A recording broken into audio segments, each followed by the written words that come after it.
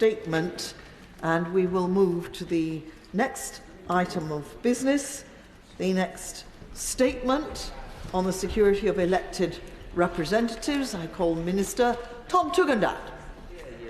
Thank you, Madam Deputy Speaker. With permission, Madam Deputy Speaker, I'd like to make a statement on the security of elected representatives. Now, this House brings together our nation.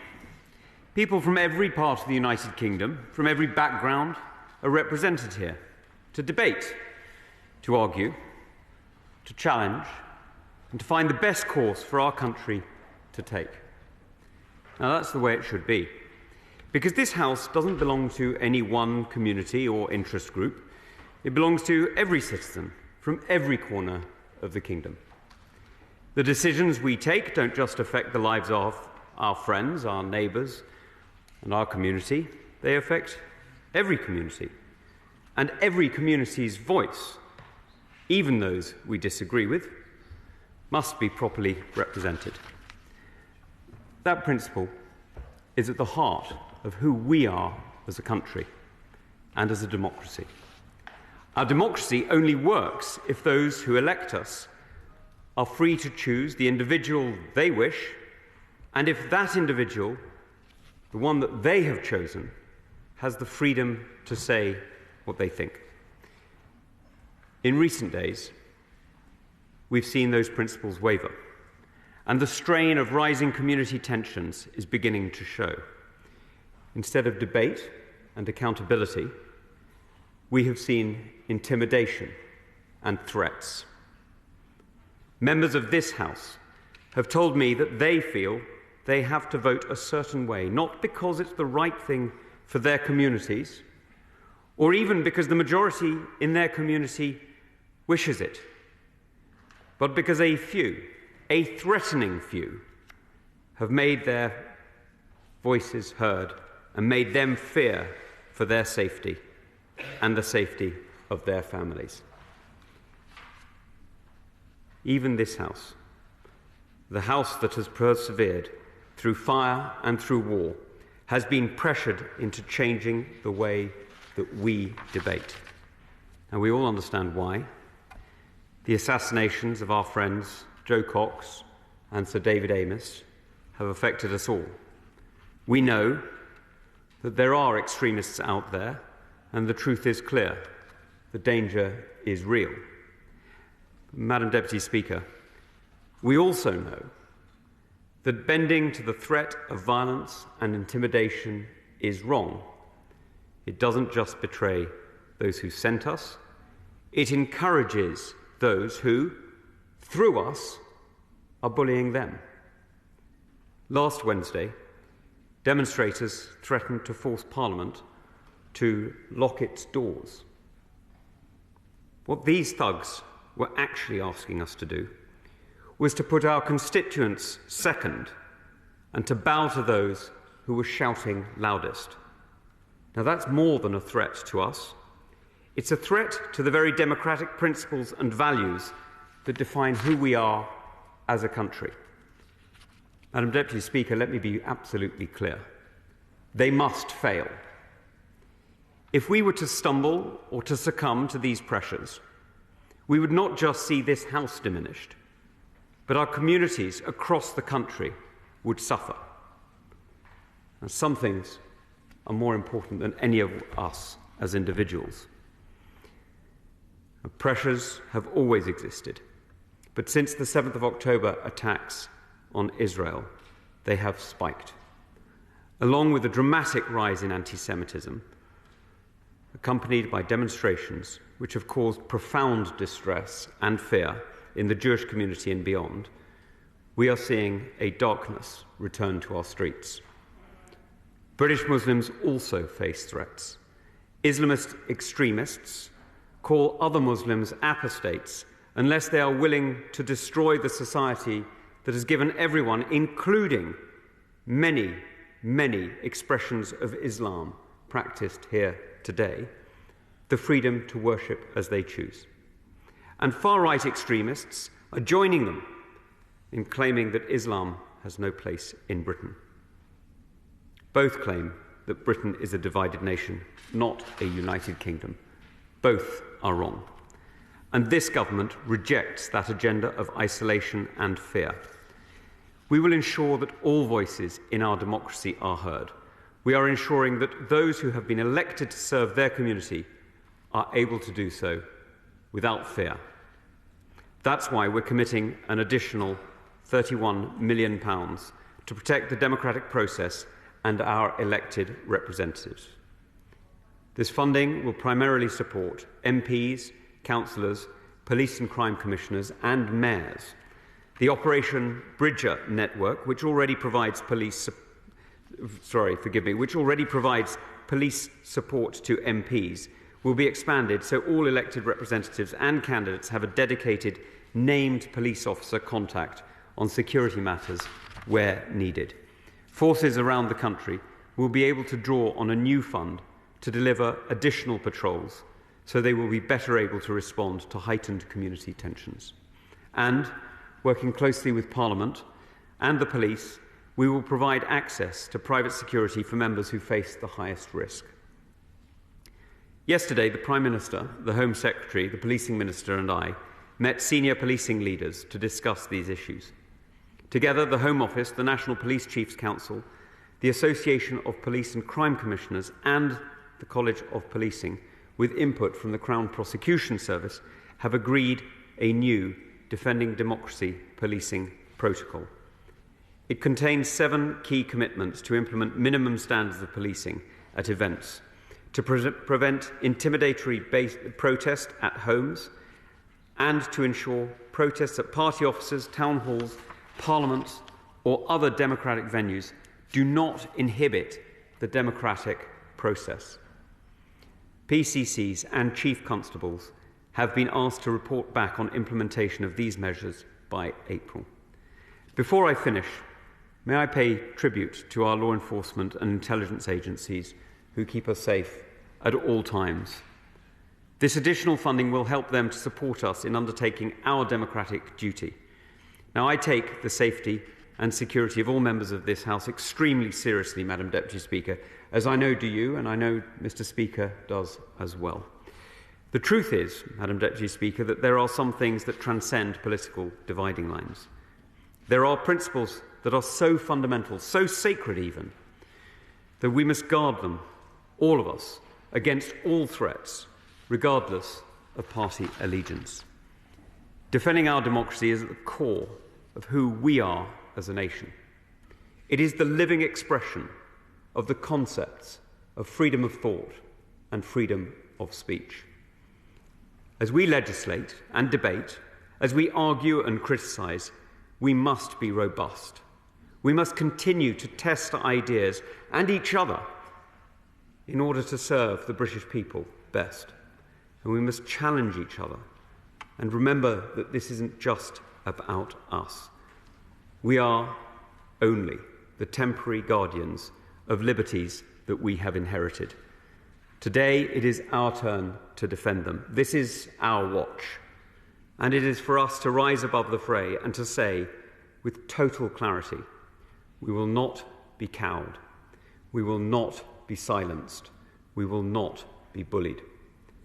The people we are privileged to represent deserve nothing less, and I commend this statement to the House. Shadow Minister Dan Jarvis.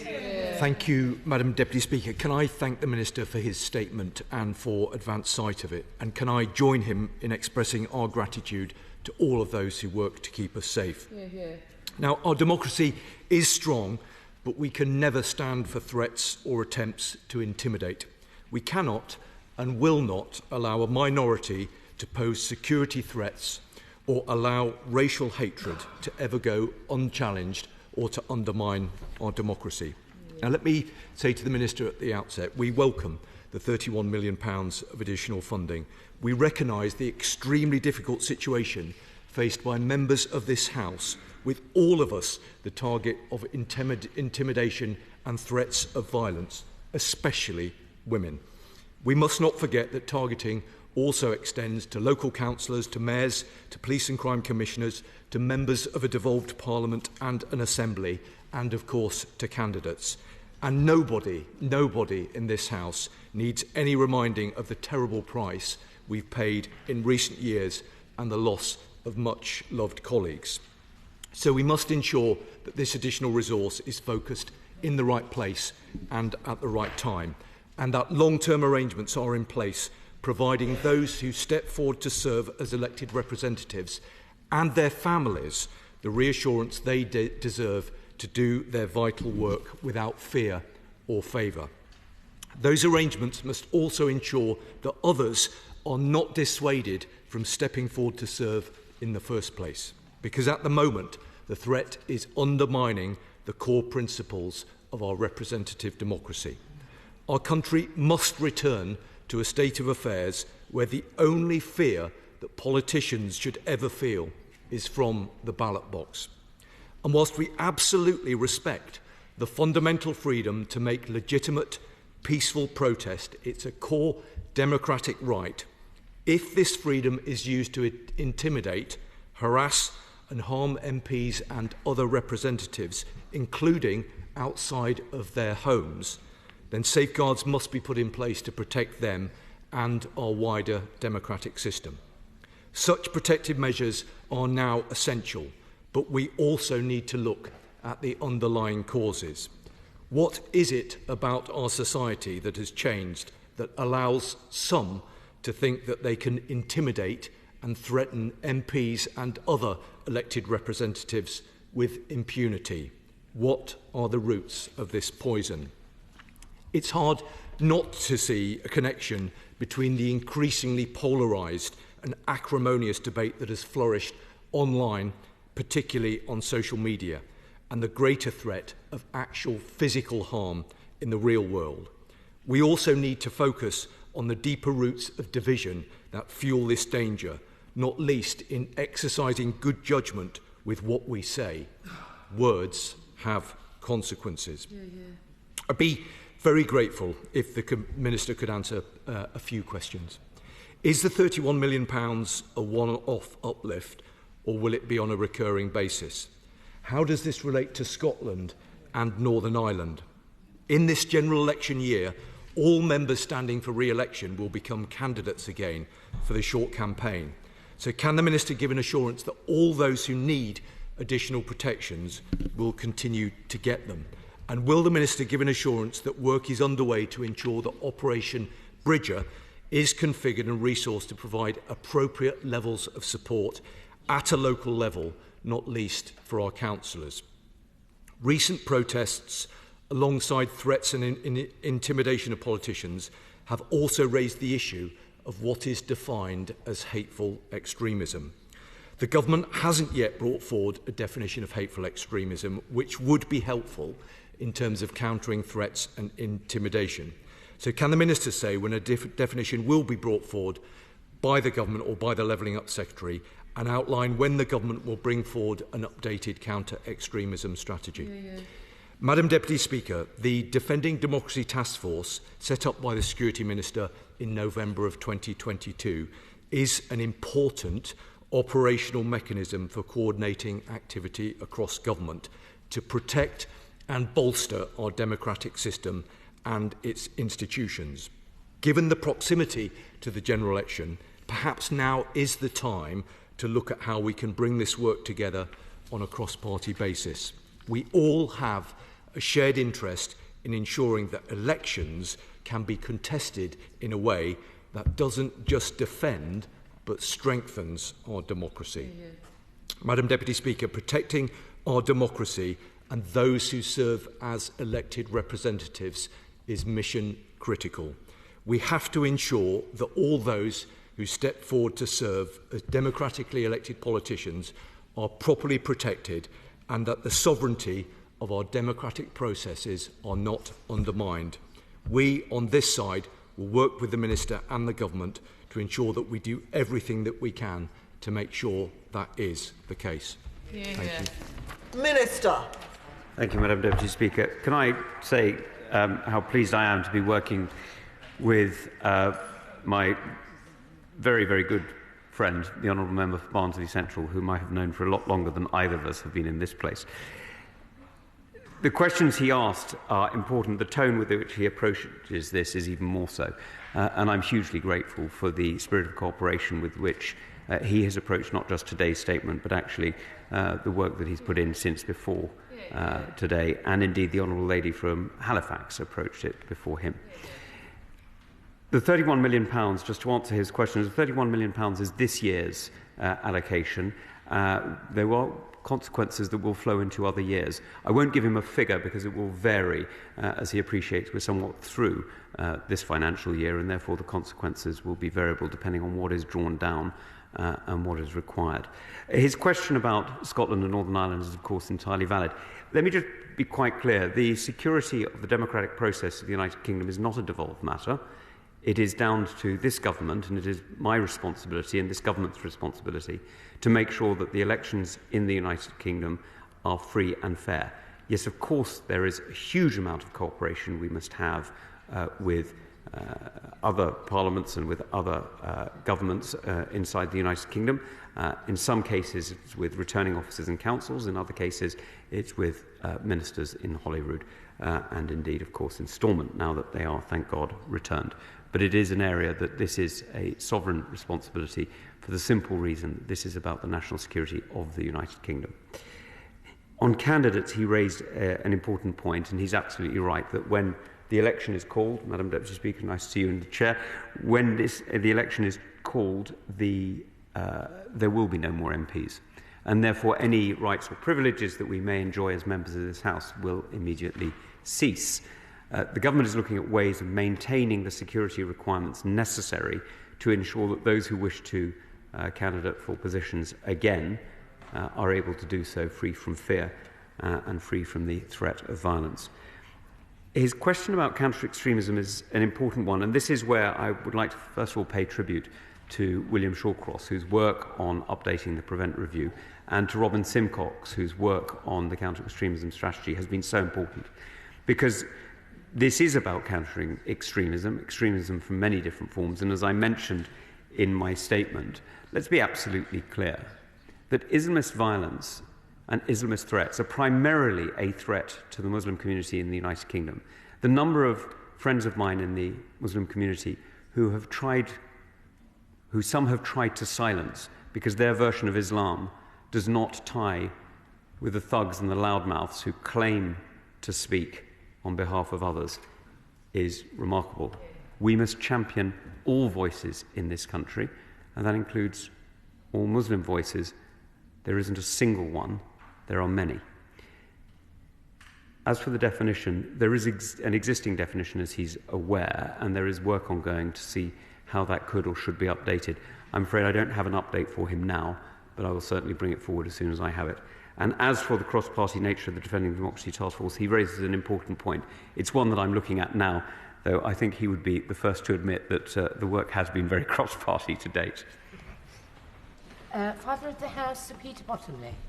It's been an honour to listen both to the opposition spokesman and to my right honourable friend. I stand here with 3 shields behind me, one for Airy Neve, assassinated in 1979, one for Robert Bradford, killed in his constituency surgery, and one for Ian Gow, who was blown up a week after the IRA had killed Sister Catherine Dunn, Roman Catholic Sister of Mercy, by mistake, and they thought rightly that by killing Ian Gow, they'd wipe that atrocity off the news. There are other shields behind the Speaker's chair. On average, one MP every 7 years is killed. We're not the only ones exposed to risk.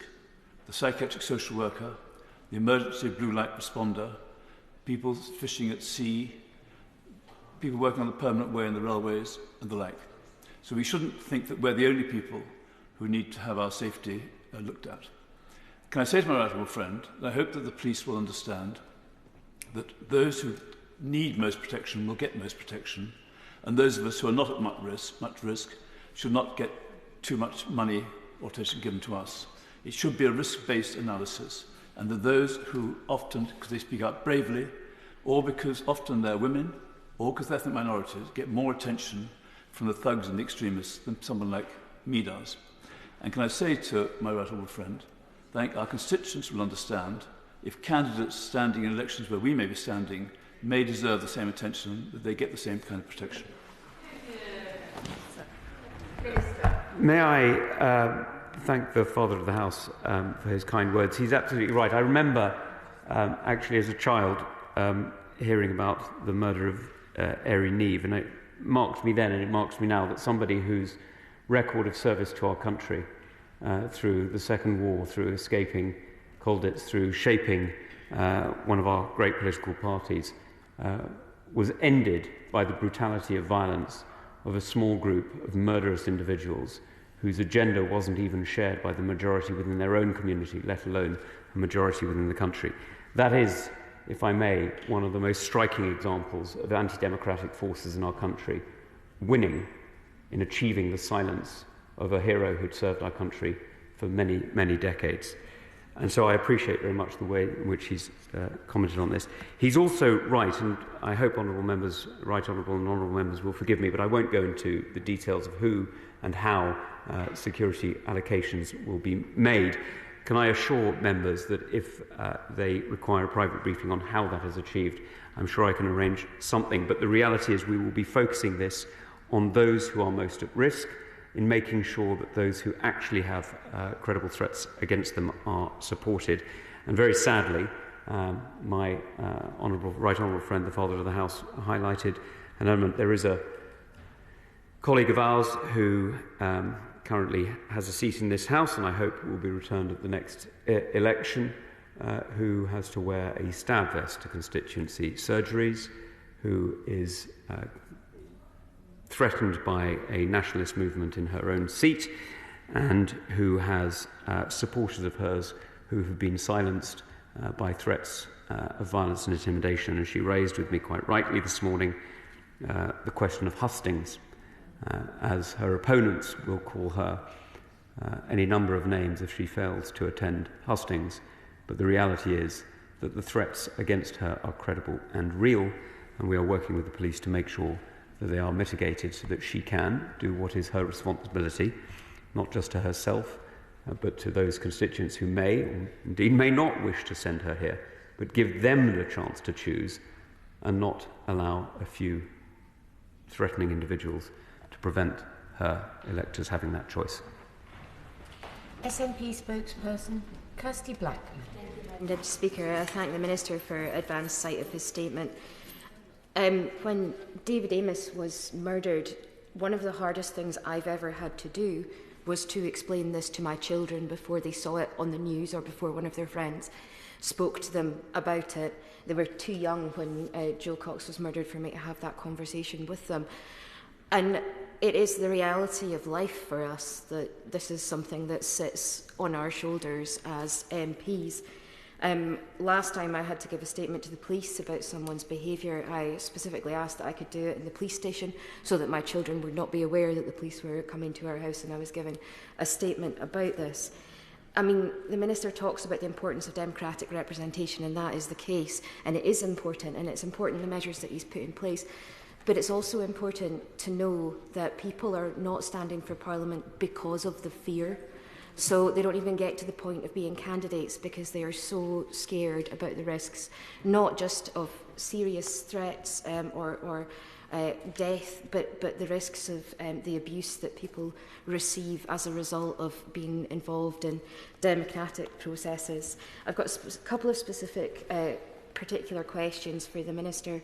One of them is about the assessment of the number and severity of threats to MPs from far-right extremists versus Islamic extremists. It was something that one of my colleagues asked me to raise with him, and if he does have any information on that and the comparable numbers, that would be helpful. I do welcome the focus that there has been on candidates and councillors, and I appreciate the comments that he made in relation to the reserved nature of the policing of this.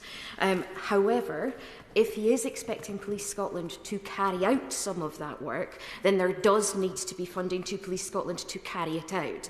How he intends to do that, whether it's via the Scottish Parliament or not, is clearly a method for him, but could he give some level of reassurance that those forces that are being expected to carry out that work will be funded appropriately from the centre or from the devolved parliaments as appropriate? May I likewise thank the Honourable Lady with the approach that she and, by the way, many members of her party have approached this as well.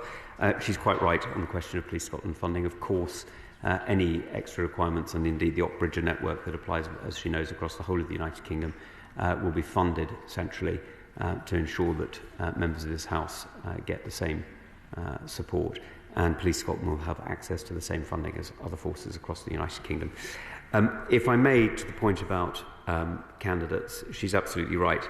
And this is where the message, I think, has to be clear from us.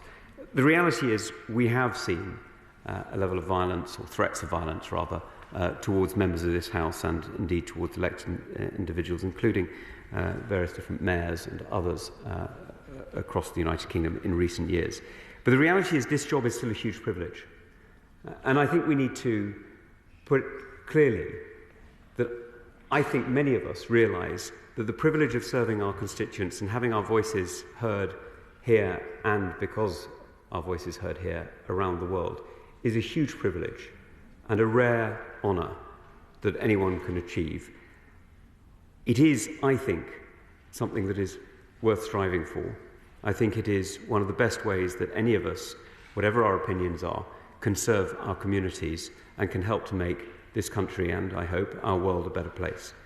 It is true that there are threats, and that is why we are organising, as I know she recognises extremely carefully, to mitigate them and to reduce them so that anybody can stand free from fear. But I would urge people who feel that they have something to offer our country to put themselves forward, to test their ideas in debate and at election, and to come and serve our country here on the green benches. On her question of balance, if she'll forgive me, I'm not going to go into the details, but I can assure her that I'm not particularly bothered whether your fascism comes from some weird form of nationalist extremism or a religious extremism or political extremism of any kind. I don't really care. If you threaten members of this House, if you threaten democracy, if you threaten the British people, we will go after you, we will get you, and you will be detained. Caroline Nokes. Speaker, my right honourable friend is absolutely right. This is about defending democracy.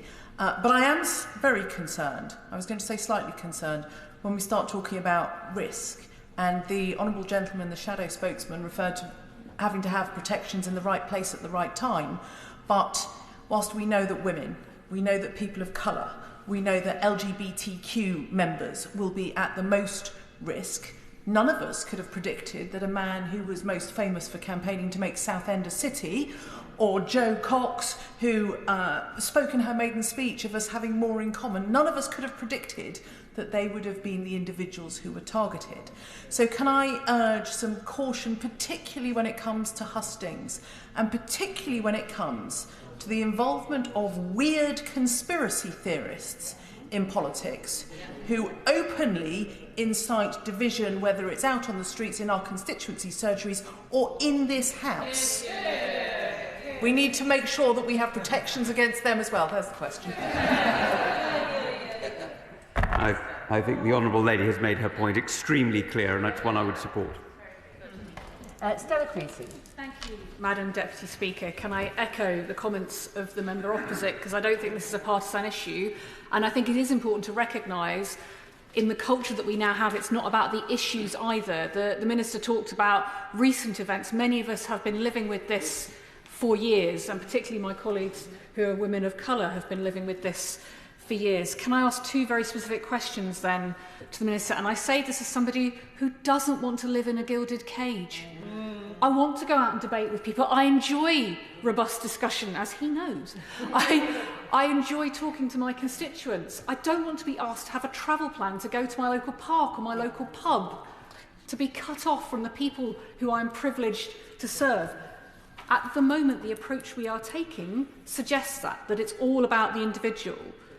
I was told by the police that because I was a backbencher, my family were not covered, and yet my family have been persistently targeted by people trying to intimidate me from both left and right. So can he clarify whether this protection, whether the analysis of risk the understanding will be about our families, because many of those people being put off are not people who look like the people here. And secondly, he knows I'm concerned about 527 groups, the organisations often promoting violence and hatred and inciting this form of campaigning, who are not registered as charities, who are not abiding by perhaps the laws that many of us recognise about imprints, and yet are increasingly part of British politics. Many of us have been trying to warn for several years about these organisations. Will he now take that threat seriously? Because that's undermining democracy.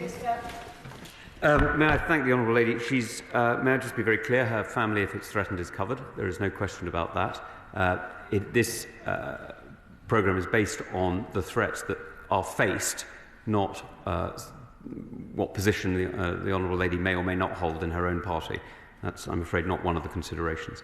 May I also be very clear that this 31 million is additional. It doesn't replace, it doesn't undermine the work that's already ongoing in various different ways. And she will understand that all of us, every citizen of the United Kingdom, is covered by a security infrastructure that includes everything from cyber protection to intelligence agencies and staff who are helping us to stay safe. So many of the actions that are then taken will be taken off warnings or investigations that have nothing to do with the areas that I've just covered. What I've just been talking about was the additional security requirements for protecting our democracy in today's threats. As to her point about 527 groups, it is something I'm aware of. She's raised it with me, and I do take it very seriously. Miriam Miller.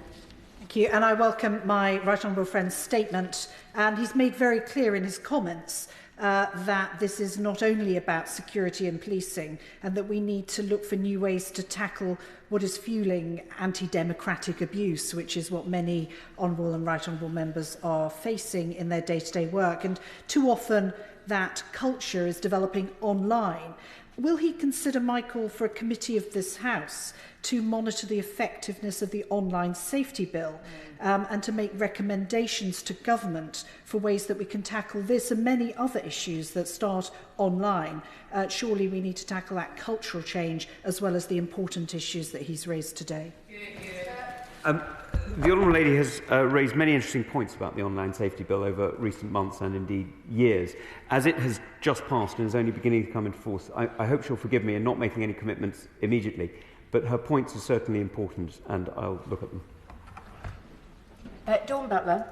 Thank you, Madam Deputy Speaker. I thank the Minister for his statement. If I heard correctly, the Minister said that they haven't quite got a definition of anti-Muslim hate. I wonder if that could urgently be rectified, and also the independent advisor on Islamophobia, that vacancy that has been vacant for over a year ago. I think the government is in desperate need of one. And I thank members of the House acknowledging the hate crime against women of colour. And can I just mention the member for Coventry South, who's had an obscene amount of hate levelled at her, and the first hijab-wearing MP for Poplar and Limehouse. Their abuse is absolutely terrible. Madam Deputy Speaker, MI5 and Intelligence Security Committee state that extreme right-wing terrorism was sadly here to stay, the threat fuelled in part by racism. MI5 says that teenagers as young as 13 are joining into extremist activity, often online. 2 weeks ago, the Minister in the other place revealed that the government isn't not intending on publishing a hate crime strategy, despite the last one being 4 years out of date. And with the CST report stating the rise in anti-Semitic abuse and the 300% rise in Islamophobia, why is the government abandoning its work on hate crime? May I thank the Honourable Lady for the question. We're not abandoning our work on hate crime. May I just cover some of those issues in order? First of all, I was talking about a definition of extremism, not of anti-Muslim hate. That was the conversation, that was the question that I was responding to from the front bench. This government is absolutely clear that racism in all forms, anti-Muslim hatred, is absolutely wrong, and there is absolutely no question about it being wrong. The only area of discussion has to be about how do we deal with it, not whether we recognise it, and we do recognise it. The reality is as well that hate crimes in this country are, sadly, as she recognises, rising, and there are individuals across this country who have faced the force of that from various different areas. Very sadly, many in the Muslim community, as she is aware, feel that hatred, not from outside the community, sadly, but from within it, from those who are trying to preach an extremist message of Islam that is not accepted within the Muslim community, let alone in other parts of the country. And we must be absolutely clear that this country protects status for who you are, not what you happen to believe. There is freedom of belief, freedom of religious expression, but that also means the freedom not to believe or to believe differently from your family or from your community. Those things are also protected. David Mundell. Thank you, Madam Deputy Speaker, and I'm very grateful for the support that I've had from Police Scotland, and it's a matter of considerable regret to me that they've had to attend my recent surgeries, and indeed those of my honourable friend for Berwickshire, Roxburgh and Selkirk. But also, Madam Deputy Speaker, I'm very conscious that the last time I spoke in this Parliament on policing issues, it was to highlight the lack of police in the south of Scotland, where the police are operating with minimum numbers. And my concern is the police attending these demonstrations and events that I'm involved is a displacement from attending and supporting the constituents that I'm here to speak for. And therefore, can he give an assurance that in the resources that are being deployed, we ensure that in protecting us and protecting democracy, and I agree fully with everything he's said, we are not displacing resources from protecting our constituents, the very people that we're here to serve. May I thank my right honourable friend for his comments. It will surprise absolutely nobody in this House that he's raised quite correctly the fact that we must not put ourselves above our constituents. That's not what this is about. We're making sure that our constituents' voices are defended and that their values, their expressions, the choices they make are able to stand. That's all we're doing. And he's absolutely right that we would not take away from the protection of our wider society in order to protect those elected to serve it. It is part of the same thing. Now, what we're also doing, sadly, is we're increasing police numbers, as he knows, across the United Kingdom. Sadly, in Scotland, that has not yet followed. Wendy Chamberlain. Speaker, may I thank the Minister for his statement and also for his letter sent to members. I've been very grateful to get the clarity at the dispatch box in relation to myself as a Scottish MP. To be honest, it would be nice to get a letter all Scottish MPs to appreciate the complexity, because the 7 points of the Defending Democracy Protocol continually mention England and Wales, National Police Chiefs Council, College of Policing. I'm sure all the engagement or connections are in place, but I think it would give us a degree of increased confidence. My questions are around two things. The Minister said that he was looking at what can be provided during the election when we in this place are no longer MPs. But from a risk assessment perspective, my ask would be, and I would hope that would be one of the more cost-effective measures, is that social media monitoring continues, because if that continues, then we can see where there are potentially risks that we weren't expecting. But finally, on the points made on this side of the House, I don't want to live in a gilded cage either. I would associate myself with the remarks that the Honourable Member for Finchley and Golders Green made, that actually we need to ensure that we are not preventing MPs from being close to their constituents. We're actually tackling the root problems, and I would be grateful if the Minister can give an update on that. Can I first of all thank the Honourable Lady for the feedback on that letter. I will make sure that clarity is made. It absolutely this applies to the whole of the United Kingdom, as I've made the point, but I'll make sure I clarify that. On social media monitoring, that's not going to end at the election, and indeed it's provided not just by this House, but by, as she knows, other elements of the government. As to the question of the wider challenges, look, this is an area where we are continuing to work, and I will be appreciating. This is an unusual and maybe a reckless thing to say from the dispatch box, but I would be grateful for feedback from all members as to how they're seeing the effect of these policies operating in their constituencies. John McDonnell. Can I say, if the security services are advising that it's 30 million that's needed, I welcome that if it keeps our members safe. But can I say, he's made reference to the national demonstrations. As someone who's had to learn lessons over the years about the nature of the statements I've made, can I just say we have to be careful about how we use words in relation to those demonstrations. I've been on virtually every one, and just as the police reported to the Select Committee, they've been overwhelmingly peaceful. The people I've walked with are members of the Jewish community. Where there have been signs which have been appalling, have been identified. The police working with the stewards of those demonstrations have dealt with them effectively, and yes, they've prosecuted. I'm pleased with that. So I think we have to be careful in our language, because I wouldn't want a distorted language to lead to conclusions, for example, that we should restrict the right to protest. And can I also say, I think we should be proud of the people of our country for, as a result of what their concerns about human suffering have come out onto the streets in such large numbers to urge that suffering is ended. Can I just say I'm enormously proud of the British people.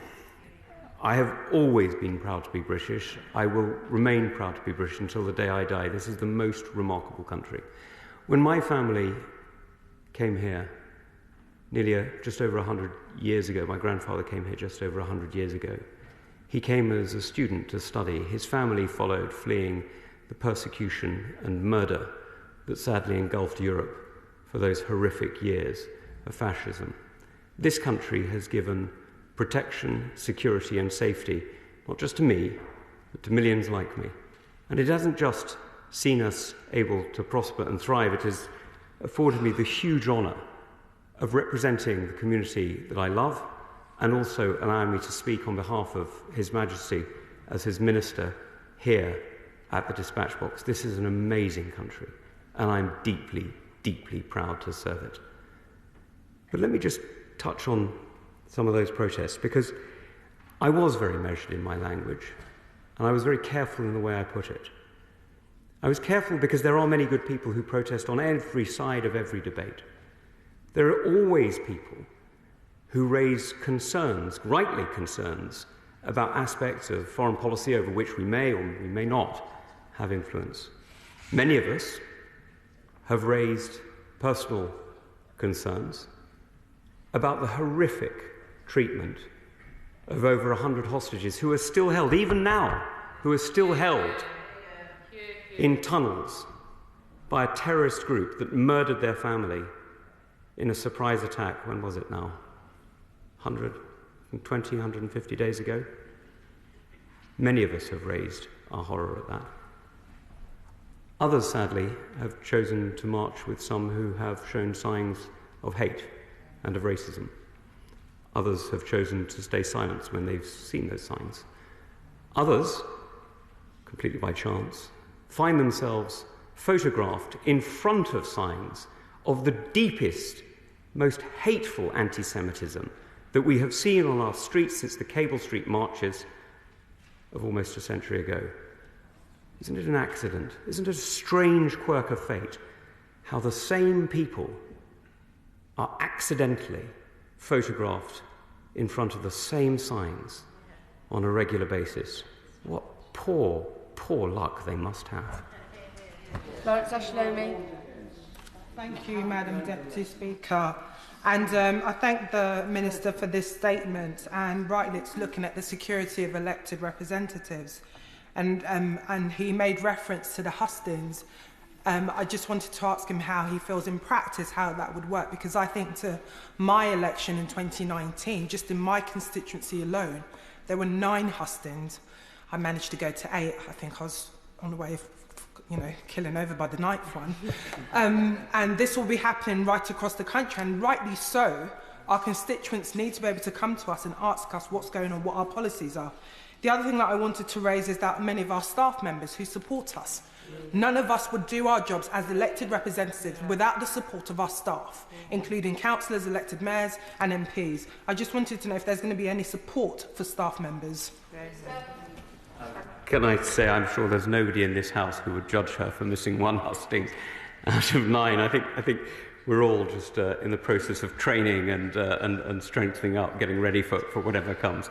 As for staff members, she's absolutely right. There are many staff members who will be affected in different ways. She'll understand I'm not going to prescribe a single policy either for hustings or for staff members, because her seat, wonderful as it is not the same as mine and the honourable member opposite and so on. So everybody's seat is different.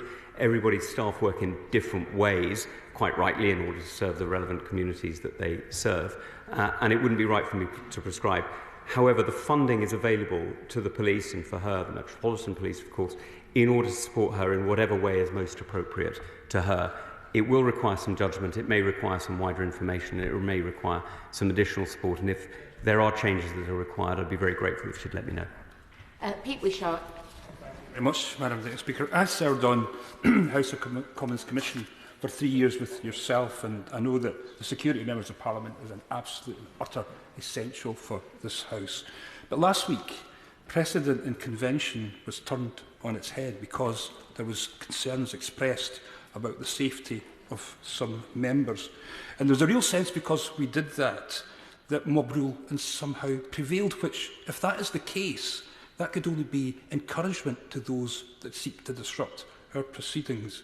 So can the Minister assure me and the rest of the House that where security members is absolutely essential and paramount, we will never again change the democratic practices of this House to satisfy the concerns and demands of a mob? Thank the honourable member for the comments he makes. It reminds me of those famous words of Speaker Lentil, "I have neither eyes to see nor voice to speak, save that is given to me by this House," when he was answering King Charles, an earlier and less beloved sovereign of this kingdom. When he spoke, what he was doing is he was rejecting, rightly rejecting, all force except that of the sovereignty of the British people, which has chosen its representation here to have any voice in this place. And in rejecting that outside force, he was then rejecting the king. Now, thank God, we have a wonderful king whose voice is only munificence and light. We need to reject the mob. It is an outside power, and it is unacceptable that it should have a voice in here. It silences the legitimate voice of our constituents and our country, and it must never be tolerated. Andrew Quinn. Thank you. I've not spoken about my own personal security before, and I hope it will become apparent to the Minister why I need to do so today. I've been subject to serious threats, including death threats. I've been offered police support and protection. At one stage, we had to ensure that our teenage daughter was physically escorted to and from sixth form college, and she wasn't allowed off campus at break times. I've got one live police investigation into harassment, one pending Crown Court case into death threats, and I've had to have physical security measures at my house, some of which I really didn't want. Security of MPs and their families are serious matters, and it's not appropriate for it to become a political football. He'll therefore understand, I hope, my gut-wrenching anxiety and dismay when Tameside Conservative councillor Liam Billington sought to politicise the physical measures at my house, and indeed that they were amplified by his Tory party chairman on social media.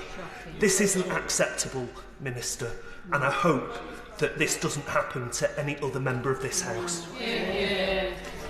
Can I just be very clear indeed that security to a member, whether it's at home or in terms of police protection or whatever it happens to be, is not a luxury, it's not a benefit. It's a burden and an intrusion into personal life that is essential for the conduct of our democracy in our country. That is what it is for. It is not something I'm sure any of us would choose. I can certainly say I wouldn't choose it. It is deeply disturbing that anybody's children should be targeted or threatened, and I hope the whole House will be absolutely clear, Speakers, one, that nobody should be criticised ever for having security and protection, and I'm sure that others outside will hear this. Beth Winton. Thank you, Madam Deputy Speaker.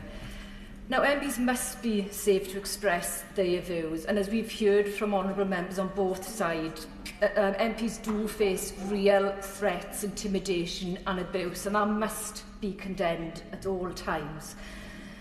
But at a time of heightened tension, I really do fear that the Prime Minister's talk of mob rule, and indeed some of the comments of the Minister today in relation to legitimate peaceful protests, dangerously distorts those events for political reasons and detracts from real risks. And this morning, the Met's former Chief Superintendent, Dal Barrow, made similar comments when he challenged unhelpful language, talked of, yes, there's a level of frustration, but we are in a democracy, and the overwhelming majority of people on the protests are peaceful.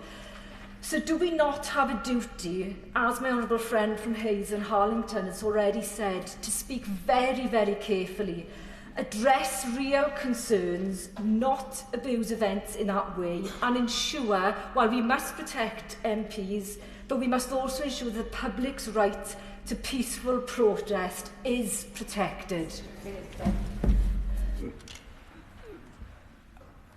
I'm slightly surprised by her comments, because my prime duty to this House and to those who elected me to serve them here is to be honest with them.